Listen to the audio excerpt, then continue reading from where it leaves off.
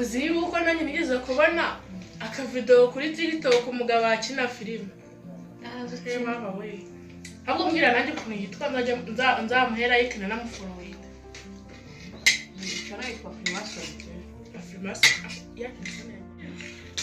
nuko mu cyaro nyine kubona amafaranga ya mega bari ikibazo nakujya mufolowinga nkareba ko yazagira nyine ntabwo najya ndeba nyine nkakora nibaraka nabonye kameze nguki ngo bakita ngo subscribe kose kuri guseka bavuga ngo iki bavuga ngo kose kuri kunseka narabikubwira neza uceceka ngo bwira ukuntu byitwa nabyibutse byandi bakora bari gukina filime ceceka mbikubwira babyita babyita squacorayibu